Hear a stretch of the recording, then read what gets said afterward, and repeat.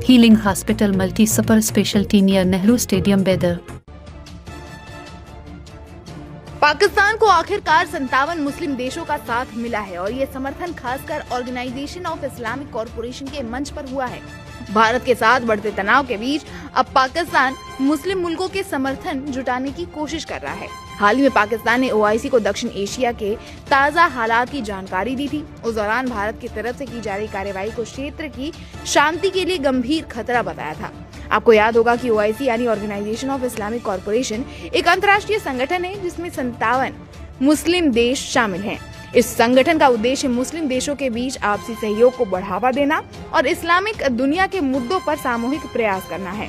New York में आयोजित OIC के राजदूतों की बैठक में पाकिस्तान ने दक्षिण एशिया के मुद्दे पर बात की। यूएन यानी संयुक्त राष्ट्र में Pakistan Albadr tourist and travels बेदर हज एंड उमरा सर्विसेज हरम मक्का और हरम मदीना के नजदीक रहाइश और हैदराबादी खाना के साथ बेहतरीन पैकेजेस के राजदूत आसिम इफ्तार अहमद की तरफ से जारी बयान में बताया गया है कि भारत की तरफ से लिए गए फैसले काफी ज्यादा भड़काऊ, राजनीति से प्रेरित और गैर जिम्मेदाराना थे।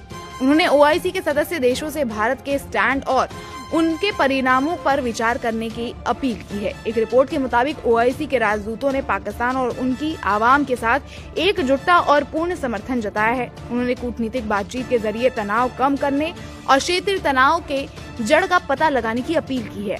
इस दौरान उन्होंने खास तौर से जम्मू और कश्मीर विवाद का भी जिक्र किया है। रिपोर्ट्स के अनुसार राजदूत ने संयुक्त राष्ट्र सुरक्षा परिषद और ओआईसी के प्रस्तावों के आधार पर कश्मीर मुद्दे पर शांतिपूर्ण समाधान की बात कही है।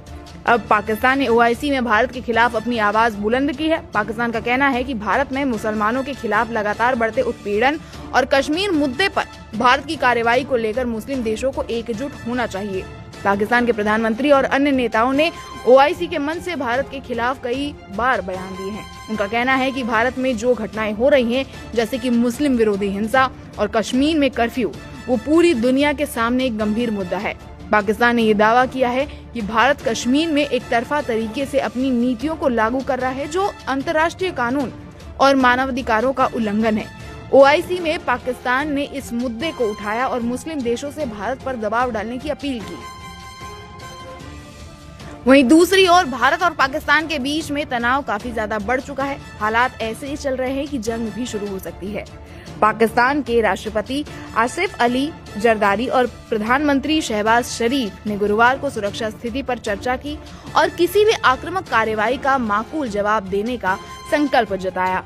जम्मू कश्मीर के पहलगाम में 22 अप्रैल को हुए आतंकी हमले में 26 लोगों की मौत के कारण भारत और पाकिस्तान में तनाव बढ़ने के बाद दोनों की ये पहली मुलाकात थी। नेताओं ने कहा, पाकिस्तान एकजुट है और अपने सशस्त्र बलों के साथ खड़ा है, जो किसी भी खतरे या आक्रामकता का जवाब देने में सक्षम है। रेडियो पाकिस्तान की खबर के अनुसार शरीफ ने कतर के अमीर शेख तमीम बिन हमद अली सनी से भी बातचीत की टेलीफोन पर। बातचीत के दौरान उन्होंने आतंकी हमले की पारदर्शी जांच के लिए सहयोग की पेशकश दोहराई। हालांकि पाकिस्तान को ये समर्थन मिलने से उनका मनोबल बढ़ सकता है, लेकिन सवाल ये भी है कि क्या ओआईसी के बयान से भारत पर कोई असर पड़ेगा।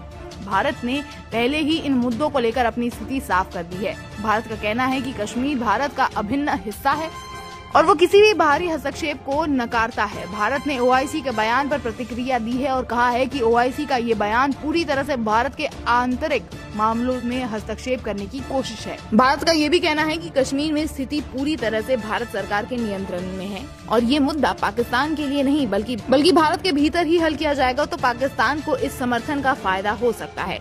लेकिन भारत के सामने ये कोई नई समस्या नहीं है। भारत की दृढ़ नीति और अंतर्राष्ट्रीय मंच पर उसकी स्थिति मजबूत है।